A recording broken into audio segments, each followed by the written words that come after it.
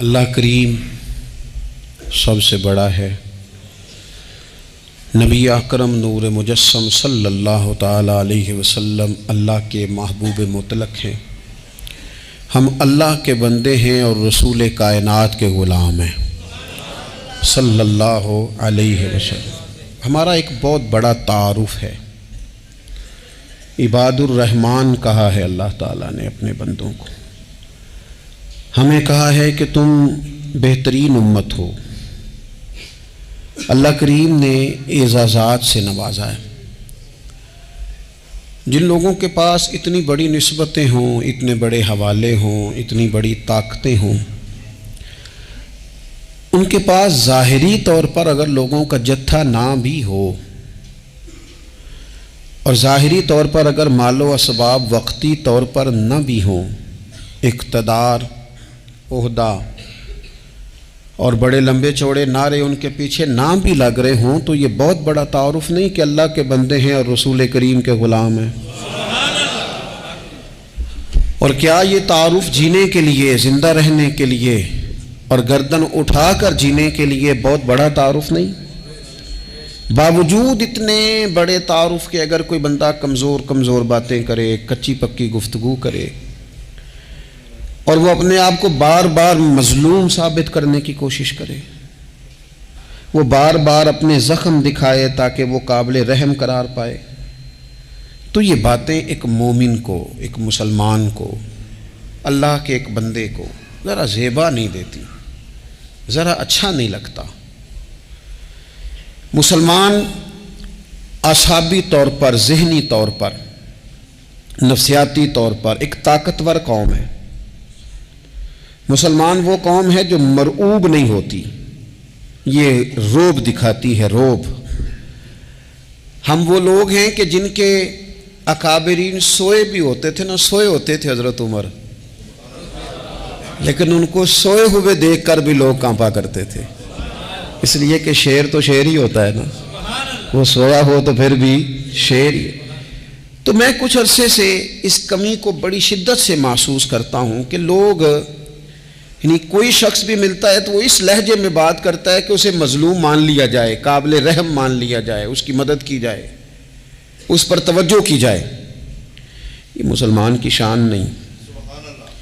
آپ سورہ بقرہ پڑھیں گے تو قرآن مجید اصحاب صفہ کی شان بیان کرتا ہے کہ انہیں بڑی حاجت ہے، بڑے ضرورت مند ہیں۔ وہ لوگ تھے جو کئی دنوں تک روٹی نہیں کھاتے تھے، لیکن رب فرماتا ہے کہ میرے محبوب کے مدرسے کے ان طالب علموں کو جو دیکھے گا اسے محسوس ہوگا کہ یہ تو بڑے امیر لوگ ہیں۔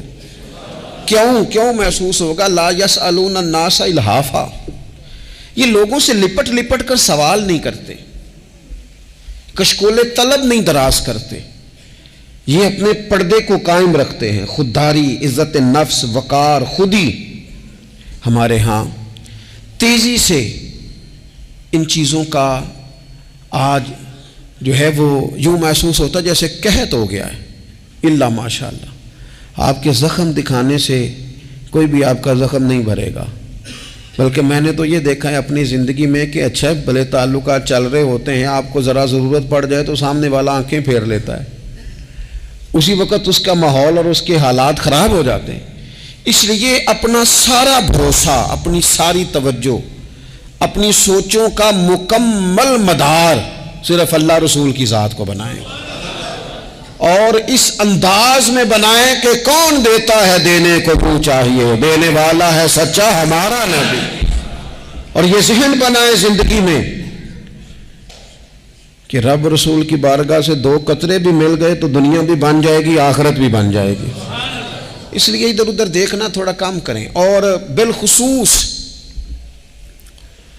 آج اپیل کروں گا، استاد اپنے شاگردوں کو، پیر اپنے مریدوں کو، باپ اپنی اولاد کو بڑی بڑی باتوں کا سبق پڑھائے، بڑی بڑی باتوں کا۔ اقبال نے شکوہ کیا ہے، اقبال کہنے لگے شکایت ہے مجھے یا رب خدا بندان مکتب سے، یہ جو انہیں کہتے ہیں کہ جناب پڑھ جاؤ گے تو روٹی اچھی ملے گی، یہ انہیں کہتے ہیں پڑھ جاؤ گے تو کار میں بیٹھو گے، پڑھ جاؤ گے تو کوٹھی بنا لو گے، یہ کیا سبق پڑھا رہے ہیں بھلا؟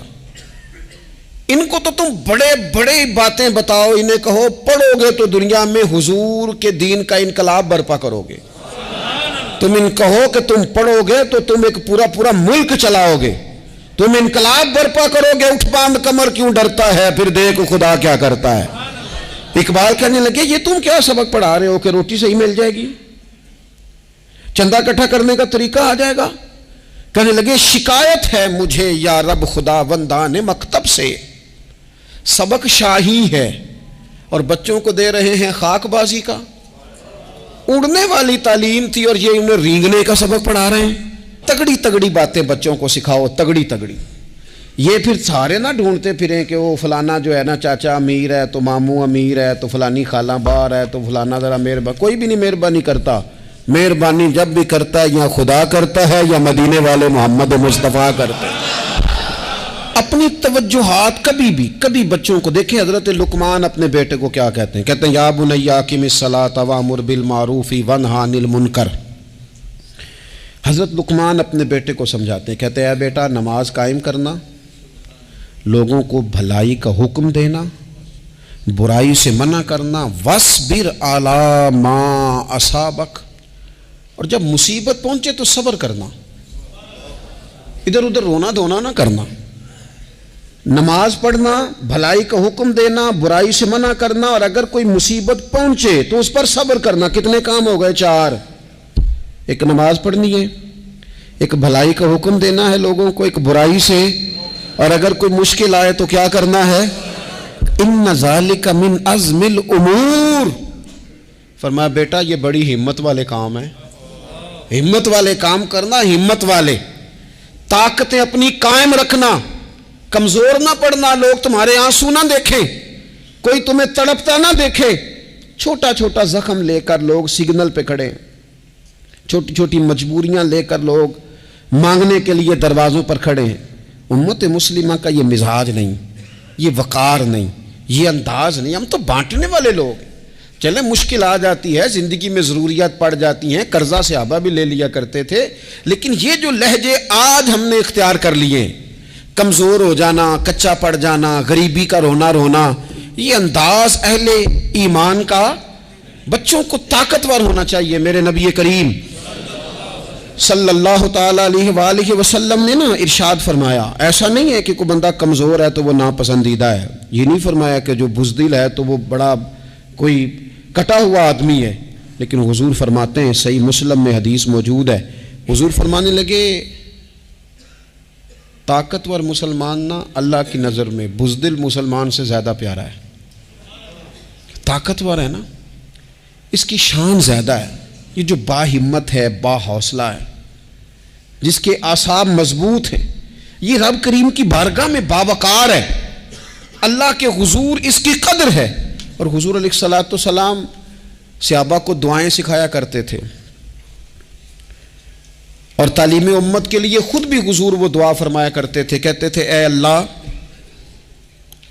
بزدلی سے بچا، کنجوسی سے بچا، اے اللہ اس بڑھاپے سے بچا جو انسان کو بڑا پریشان کر دے۔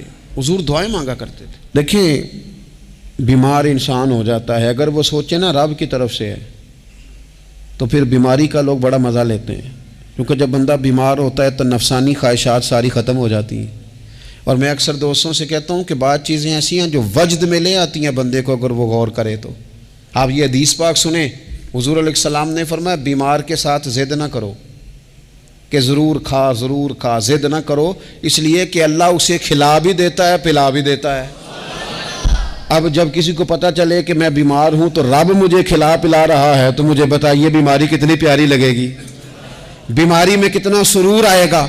پھر تو انسان ہمیشہ چاہے گا کہ مجھے وہ چیزیں ملیں جو مجھے اللہ تبارک و تعالیٰ کی بارگاہ کے قریب کر دیں۔